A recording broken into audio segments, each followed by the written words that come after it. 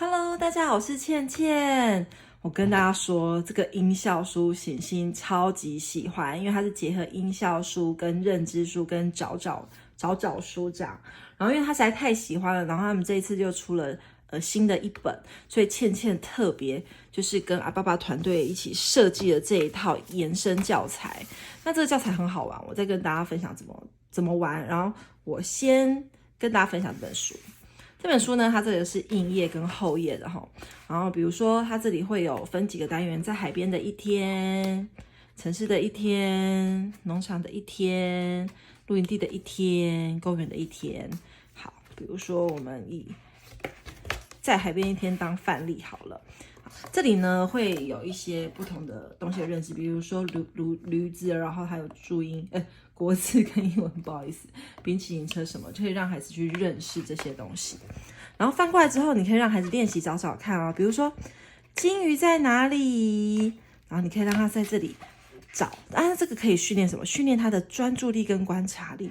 他就在这里看金鱼在哪里。我跟你讲，行星超级喜欢这件事情，他很快就可以找到，他知道这是金鱼。然后你还可以跟他说：“那你听听看金鱼是什么声音，好不好？”然后他也会这样找，他就按金鱼。大家有听到吗？这就是金鱼的声音。然后这里你看，这也好帆船的声音。就是因为喜星他非常的喜欢这本书，所以基本上他是非常知道这本书要怎么去操作它这样。然后比如说他还有很多不同的声音啊，像是警车的声音，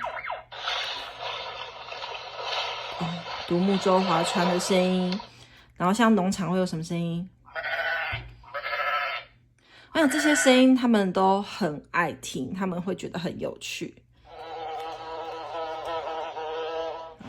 露营地有一些特别的哦，比如说我们来找找看，这个小鸟的声音，对不对？很可爱。然后我们再继续翻过来，公园也有不同的声音哦。比如说，它那个吃苹果的声音有没有超级可爱？然后这些。